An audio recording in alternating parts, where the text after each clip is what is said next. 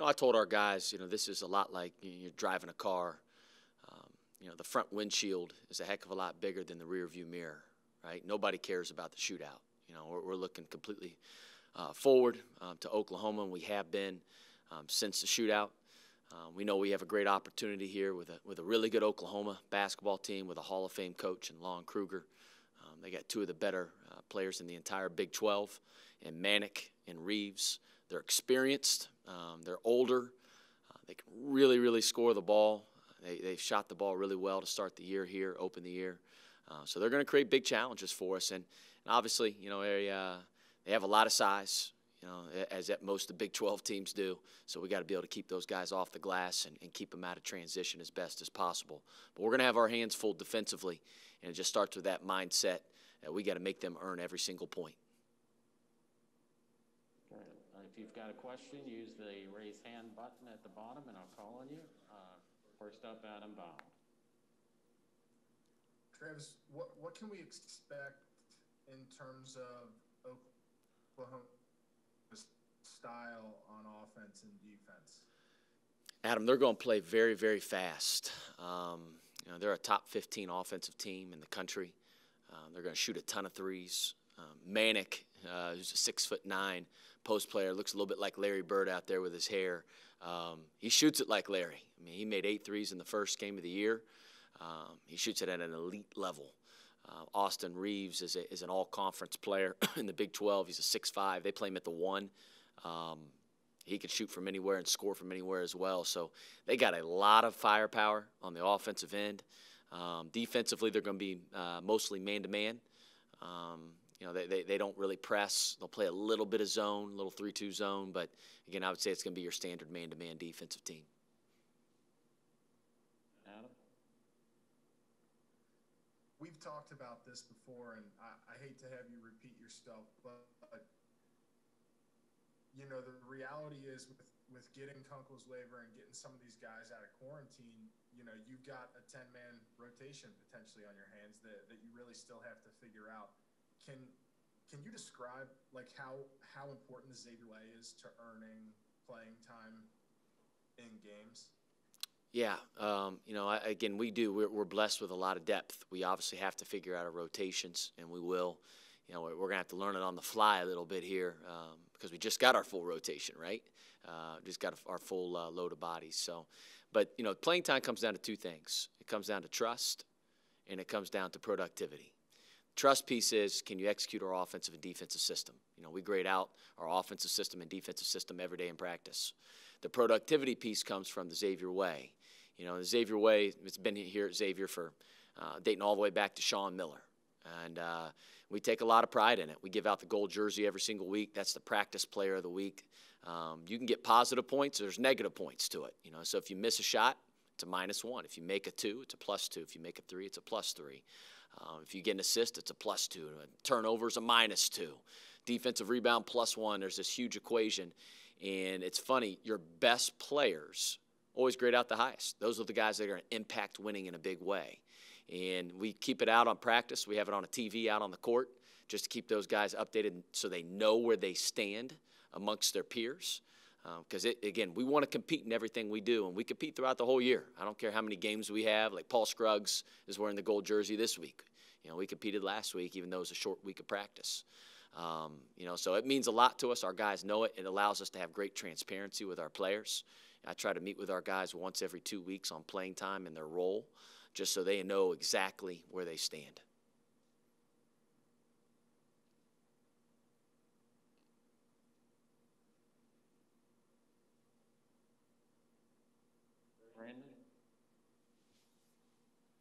Travis, I know it's still early in the year, but I feel like I've seen your team mature and get better drastically throughout those first 3 games. The last two or three. What have you seen the most? I don't know if you want to use a shootout as an example, just that last 7 minutes. What have you seen the most in growth from your team and how they've grown going forward? I think number one, Brent, I think we've improved dramatically on the glass, and that has to continue. Right? It's going to be big boy basketball from here on out.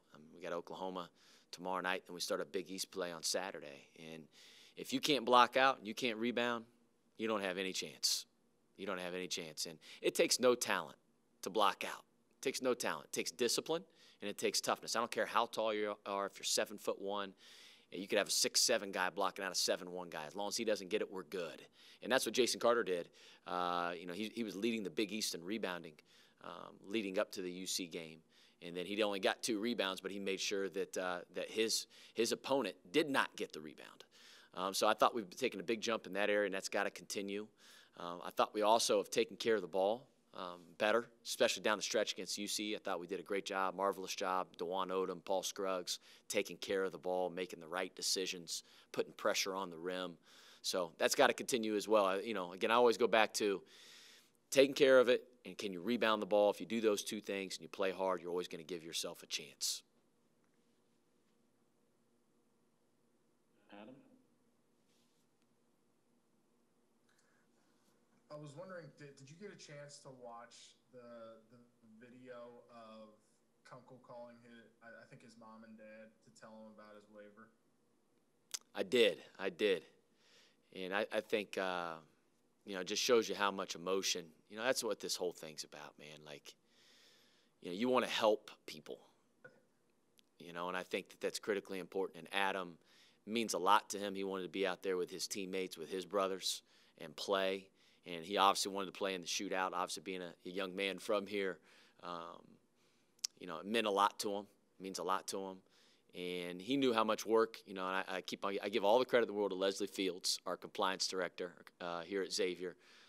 She does a wonderful job, and she's been working overtime for us. And I'm just really, really happy for Adam, man. That's what this is all about, man. It's just helping people get to where they want to go, helping them become a better person, a better player. And I couldn't be more happy for Adam. Adam? A lot of Adams there. Sorry. You can't shoot it as well as Kunkel, though. Well, you've never seen that, so you're speaking out of turn. Now, one of the things I like to do during games is,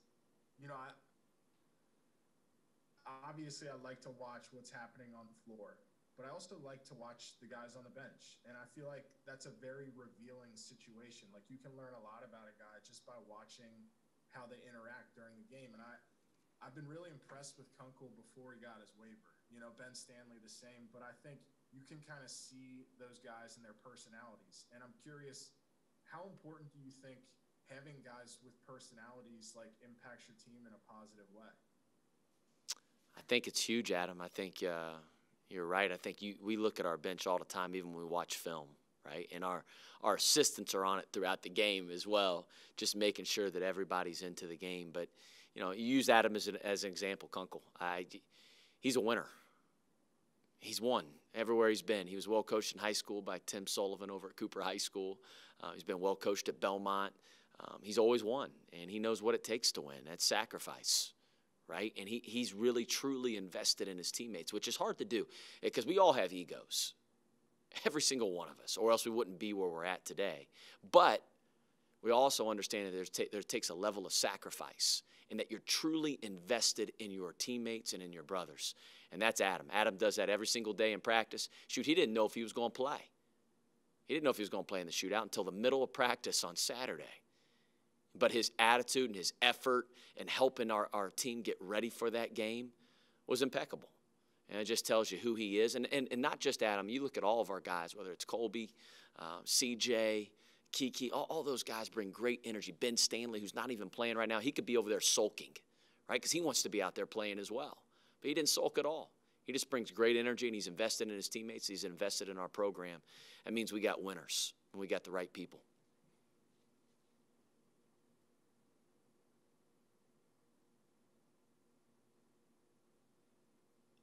Brandon? This is a super serious question, Travis. I saw you got Skyline after the games. Did you cut it or twirl it this time? I think it was Joe Daneman may have said that I was doing it the wrong way. I still went with the twirl. I went with habits, right? Just like we form habits in practice every day, I do a twirl. Again, it's my way. So, but I went with a nice 3-0. It tasted really, really good. I can tell you that after that game. Good. We were debating that the last 5 minutes before you walked in, before we talked about strategies of eating a three-way. So glad you stuck to your roots. I'm a cut guy, but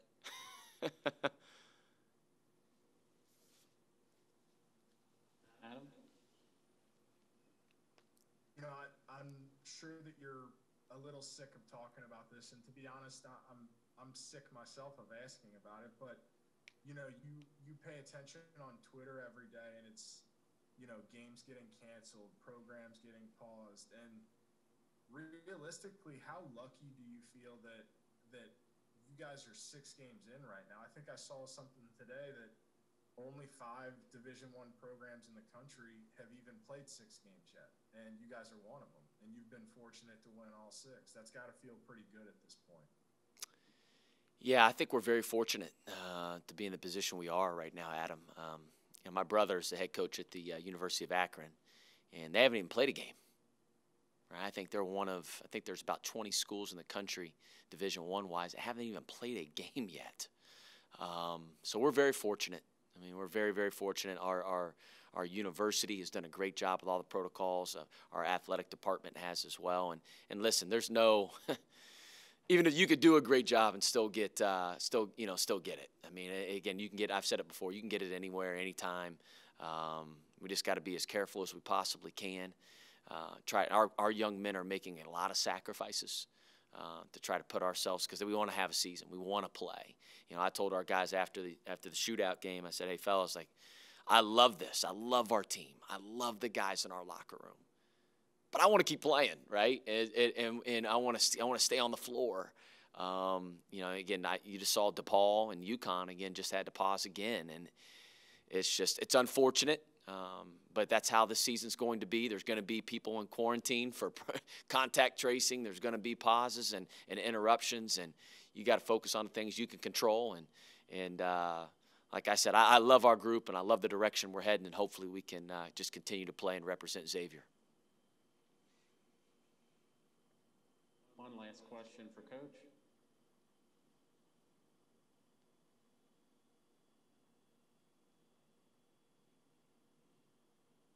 Thanks, Kraus. Thanks.